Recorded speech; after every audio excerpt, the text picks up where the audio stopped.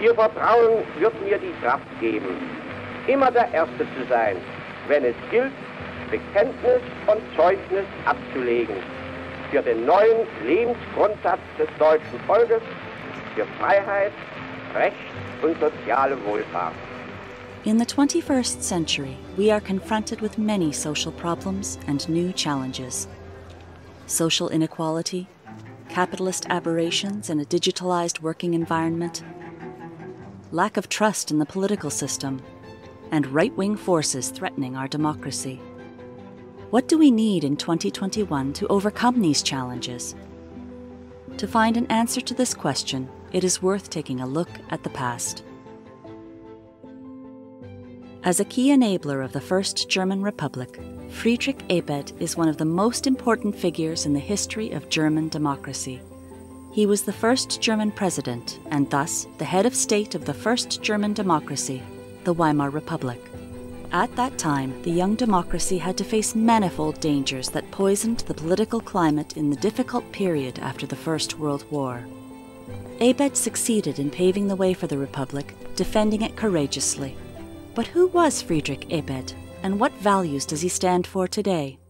Friedrich-Ebert was born in Heidelberg in 1871 as the son of a tailor. He experienced a typical youth in the milieu of small craftsmen, workers, and day labourers. The situation of the working class in Imperial Germany was characterized by a daily struggle for work and for a secure livelihood. To implement their demands for freedom, equality, and justice, a movement was established under the label of social democracy.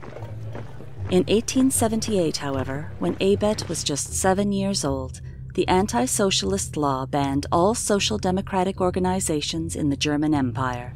Their supporters were arrested by the hundreds, sentenced to prison, and their newspapers banned. Many were expelled from their homes or forced into exile. Friedrich-Ebert initially came into contact with the ideals of the workers' movement when he was a journeyman. It was during this time that he became acquainted with social democratic ideas and joined the cause. After the anti-socialist law was repealed in 1890, Ebert moved by some circuitous routes to Bremen, one of the more recent hubs of social democracy, where he soon made a remarkable career in the ranks of the SPD. A few years later, he was finally elected party chairman. The First World War overshadowed the following years, also seeing the SPD being torn apart when the Independent Social Democratic Party split off from the majority faction. It was opposed to war loans being granted, a measure which was supported by Ebert and the majority of the SPD. After the end of the war, which was hoped for in the near future, reforms aiming at greater political and social equality of the workers were planned to be implemented. When the Kiel Sailors' Mutiny of 1918 developed into a nationwide revolution, the Social Democrats categorically demanded the abdication of the German Emperor and the transfer of government. These steps were successful. The revolution sealed the end of the German Empire.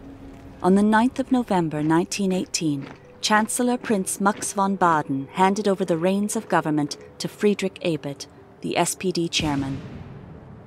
For Ebert, democratic ideals were paramount, and he did everything in his power to convene a national assembly as soon as possible. Parliamentary democracy was to pave the way into the new republic. Socialist demands in society and economy were to be implemented on a democratic basis. In this respect, Ebert and the majority of the Social Democratic Party differed from the radical left, which was partly striving to establish Soviet-style council rule. Ebert's transitional government was already able to implement comprehensive reforms and secure fundamental rights, such as the right of assembly, freedom of expression, and freedom of religion. In addition, the first women's suffrage in Germany was introduced so that women were able to participate in the first free, secret, and general election of the National Assembly as early as the 19th of January, 1919. On the 6th of February, Friedrich-Ebert gave the opening address at the National Assembly in Weimar, with a sizable number of female MPs in attendance. A few days later, Friedrich-Ebert was elected president of the Weimar Republic. With the Weimar Republic, A new political era in Germany was ushered in by Friedrich-Ebert. He used his presidential powers to defend democracy against right-wing forces that rejected democratic rule and that left no stone unturned to overthrow the new government. His conscientiousness earned him both recognition from the political centre and contempt from his right-wing nationalist opponents. The latter blamed the revolution and the workers' movement for the defeat in the war and accused them of having betrayed the fighting soldiers. As a representative of the working class and the Republic, Ebert became the main target of a smear campaign. Already in poor health and personally deeply affected by the unfounded accusations, Friedrich-Ebert finally died of appendicitis in February 1925. His ideals, however, have lived on. Today, the Europe-wide rise of far-right parties and rampant populism requires new courage to dare more democracy. With social democracy as our political compass, we can meet these challenges because it champions equal freedom for everyone in society, regardless of origin, gender, and social background. That is Friedrich-Ebert's legacy.